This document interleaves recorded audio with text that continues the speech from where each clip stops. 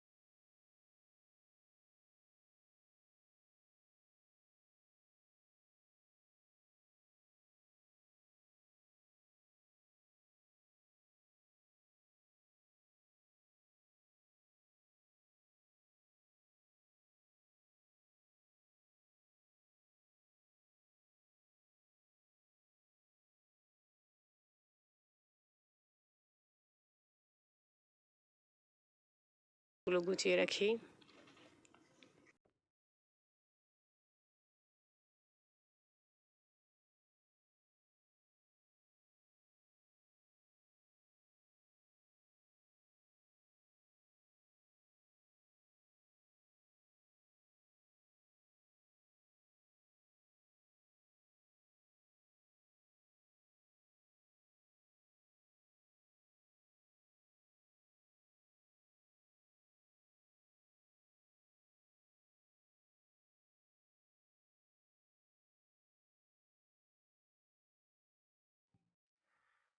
Wardrobe গুছিয়ে রাখলেই আবার কয়েকদিনের ভিতরেই এলোমেলো হয়ে যায়।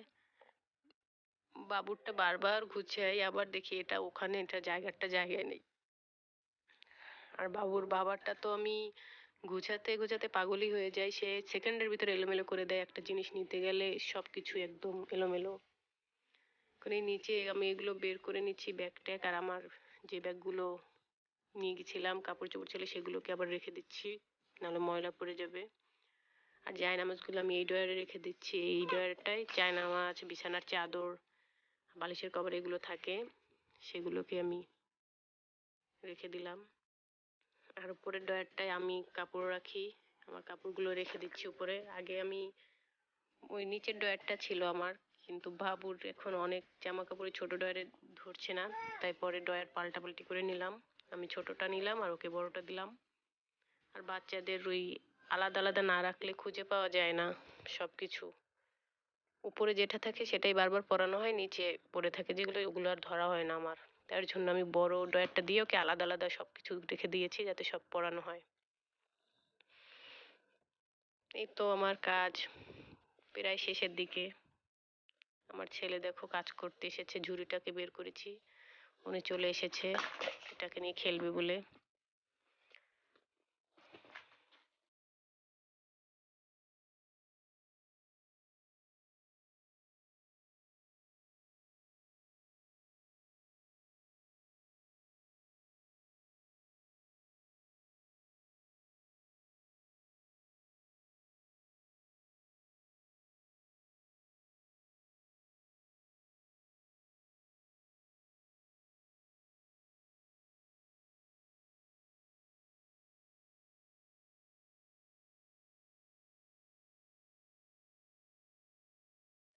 আর এটা হচ্ছে আর্জেন্টিনার পতাকা, অনেক বড় পতাকা আমাদের ওই গেটে লাগানো হয়েছিল।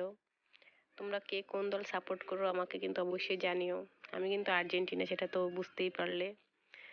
খুবই আনন্দ হচ্ছিল ফাইনালের দিন ওরা জিতে, মানে বিশ্বাস হচ্ছিল না যে সত্যি মেসির হাতে বিশ্বকাপ দেখবো। অনেক আনন্দ হয়েছিল। এটা আবার রেখে দিচ্ছি সামনের বার লাগানোর জন্য। অবশ্য সামনের বার তেমন মনে হয় না খেলায় এবারেরটা যতটা আকর্ষণীয় ছিল। মেসি সামনের বার থাকে কিনা, না থাকলে খেলাটা অত দেখাও হবে না। আমি এখন ফ্রিজটা দেখে নিচ্ছি, আমাদের কয়েকদিন ধরে কারেন্ট ছিল না। ফ্রিজের অবস্থা দেখি সব বরফ গলে পানি হয়ে গেছে। যার যার মাছ ছিল দিয়ে দিয়েছি, আমাদেরটা অন্য আরেকজনের ফ্রিজে রেখে দিয়েছি। দেখি পুরো সব বরফ গলে গেছে কয়েকদিনের মধ্যে। সেটাকে আমি পরিষ্কার করে নেব, সেটা আর তোমাদের সাথে শেয়ার করলাম না। আমি একটু পরে পরিষ্কার করে নেব ভালো করে। কারেন্ট, তারপরে লাইন দিয়ে দেব বরফ জমার জন্য। একদম পুরো পানি গলে একদম একাকার হয়ে গেছে, পানি পড়েও গেছে, সব বেরিয়ে গেছে। এখন আমি বাবুর এই উপরে দড়িতে কাপড়গুলো ছিল সেগুলোকেই ভাঁজ করে নিচ্ছি। বাচ্চারা কাপড় চোপড় নষ্ট করে প্রচণ্ড আকারের, মানে কি বলবো, নতুন গেঞ্জি প্যান্টগুলো দেখবো একদম দাগ ফেলিয়ে। আর আমার ছেলে তো চা খেয়েই কয়েকটা গেঞ্জি নষ্ট করে ফেলেছে। মানে চা দেখলেই ওনার খেতে হবে, আর খেতে যেয়ে ফেলে পুরো একদম দাগ ফেলিয়ে দেয়। আর আমার খুবই রাগ হয় যে সুন্দর সুন্দর গেঞ্জিগুলোর কীভাবে নষ্ট করে ফেললো। তো এখন আমি একটু আলনাটা ভাঁজ করে নেব। আলনার অবস্থা, কাপড় চোপড় এদিক ওদিক সব কিছুর আলনাটা গুছিয়ে নেব। এই পাশটা প্রায় হয়ে গেছে, কারণ আলনাটা কাপড়গুলো গুছিয়ে নিলেই হয়ে যাবে। আর বাকি যা টুকিটাকি আছে সেগুলো আমি পরে করে নেব, মানে কাজ করতে করতে ক্লান্ত হয়ে গেছি, এসে ধরেই পরিষ্কারের কাজে লেগে আছি। আর অনেক ময়লা কাপড় জমে গেছে এক ঝুড়ি, সেগুলোকে কালকে ধোবো, আজকে আর হবে না। আজকে বেলা চলে গেছে, শীতের বেলা, রোদ বেশি থাকবেও না, তাই কালকেই সকাল সকাল ধুয়ে নেব।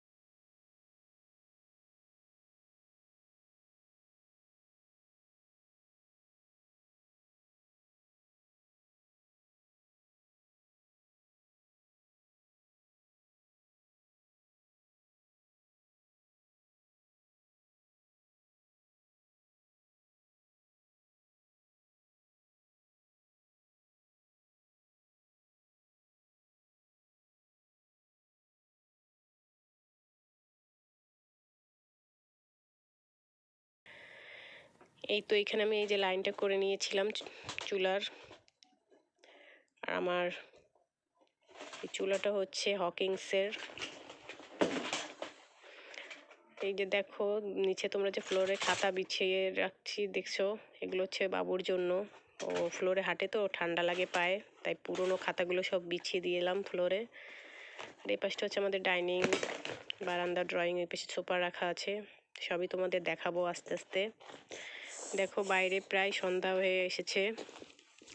এখন আমরা গেটে তালা লাগিয়ে মা ছেলে দুজনে ঘরে বসে চা খাচ্ছি। রাইয়ান খেলছে, আমার এদিকে চাটাও হয়ে এসেছে। এই তো বন্ধুরা, আজ সারাদিন যা যা করলাম সব তোমাদের সাথে শেয়ার করলাম। আশা করি তোমাদের ভালো লাগবে। আর কি বলবো নতুন করে, শুধু এটাই বলবো, প্লিজ আমার চ্যানেলটি তোমরা সাবস্ক্রাইব করো, লাইক দিও ভালো লাগলে ভিডিওটি। আজ এ পর্যন্ত, আগামীতে আবার একটি নতুন ভিডিও নিয়ে তোমাদের সামনে হাজির হব। সে পর্যন্ত ভালো থেকো, আল্লাহ হাফেজ।